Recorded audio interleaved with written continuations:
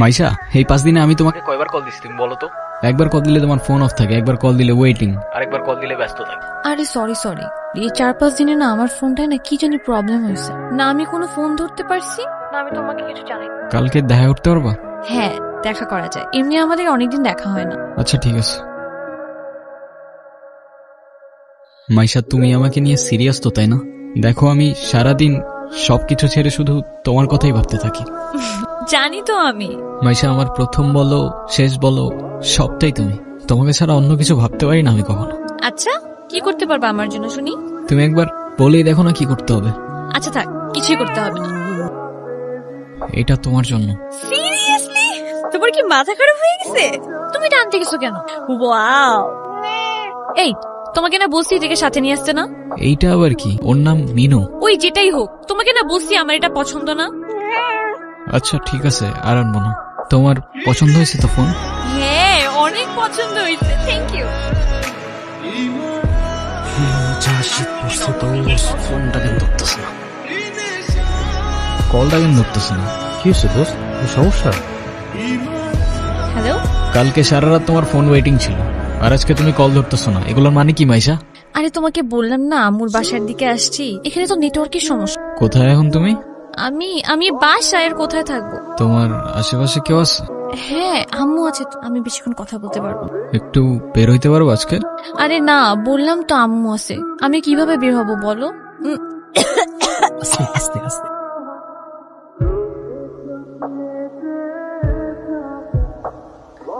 নীরব, আমি জানি তুমি আমাকে অনেক খারাপ ভাবতেছো।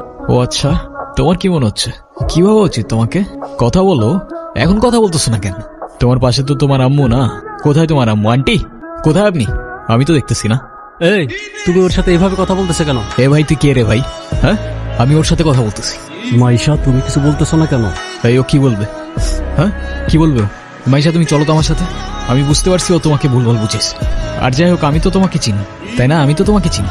আমি কথা দিচ্ছি আমি সবকিছু ভুলে যাবো, তুমি আমার সাথে চলো। মাইশা তোমাকে ডিসাইড করতে হবে তুমি কার সাথে যাবা, আমার সাথে নাকি তার সাথে, যে কোনো একটা।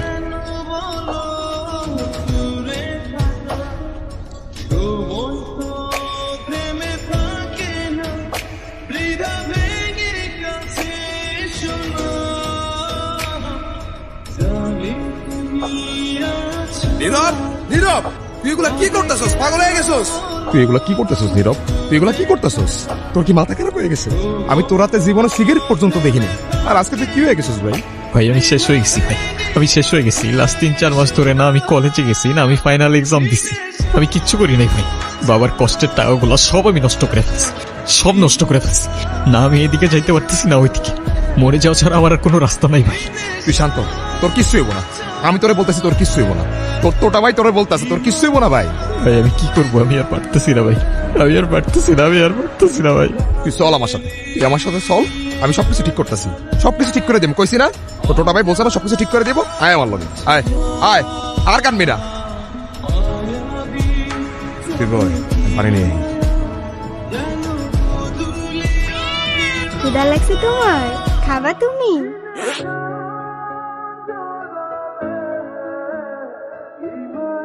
নাম কি ওর? মিনু।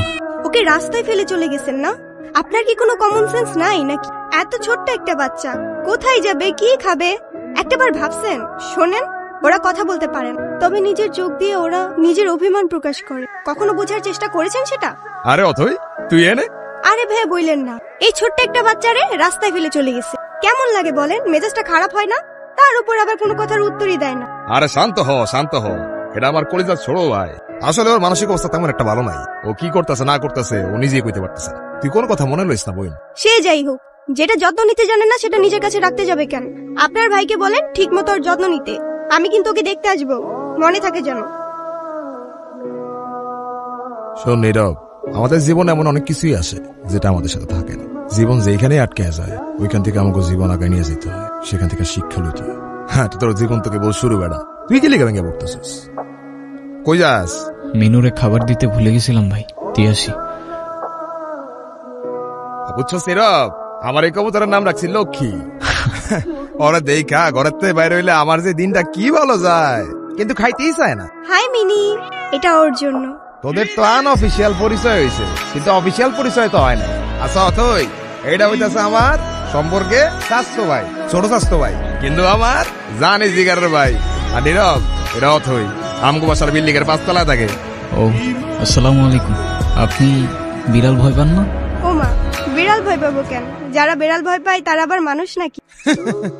এসব বিড়াল কুকুর তারপর ফাঁকি এসব নিয়ে কথা কইতে গেলে আজকে রাত পার হয়ে যাবো। তোরা একটা কাজ কর, তোরা কথা কও, আমি যাই। কি হলো, চুপ করে আছেন কেন? কিছু বলবেন না? মিনুকে দেখে মনে হচ্ছে ও আপনাকে অনেক দিন ধরে চেনে। ও এত ইজিলি নর্মালি কারোর কাছে যায় না। জানেন না, ওর মতোই আমার একটা বাবু ছিল। ও হারাই যাওয়ার পর আমি এত কাঁদছিলাম। তারপর আর খুঁজে পান নাই?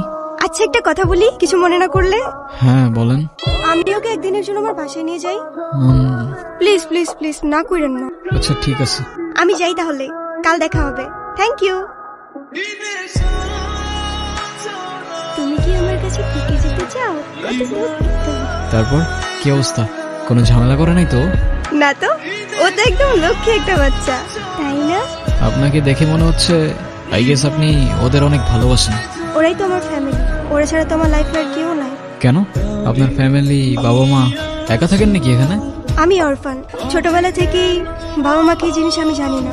বাবা মার ভালোবাসাটা কি সেটাও বুঝিনি কখনো। কেউ কেউ এই ভালোবাসাটা পায় না, আর কেউ সেটা পেয়েও সেই ভালোবাসাটার ভ্যালু দিতে জানে না। তুমি যে ভালোবাসাগুলো পাওনি, একটা সময় দেখবা এর থেকে অনেক বেশি ভালোবাসা তোমার কাছে থাকবে। সময় তো আর এখনো শেষ হয়ে যায়নি। এটা নিজেকে বোঝাও আগে।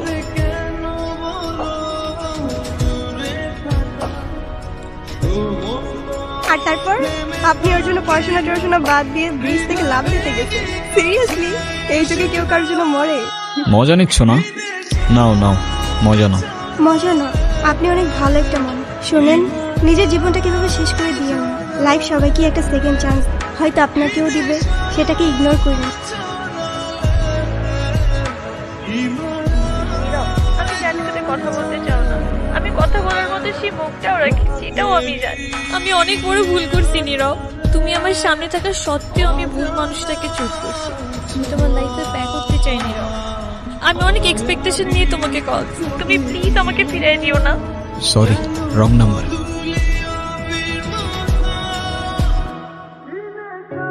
হ্যাঁ আব্বু, এই যে আমি আসলাম মাত্র বাস স্ট্যান্ডে।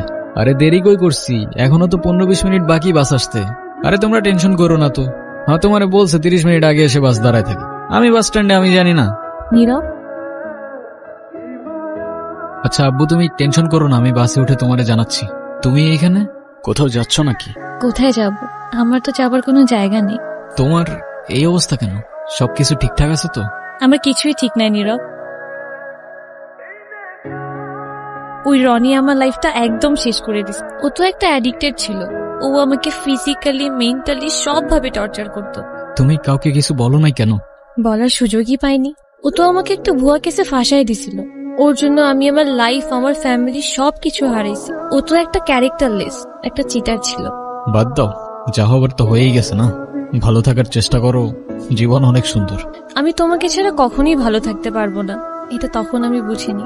একটা ভুল মানুষকে অন্ধের মতো বিশ্বাস করছিলাম। কাউকে এত অন্ধের মতো বিশ্বাস করেও এভাবে চিট করে। দুনিয়াটা কি আজব, তাই না?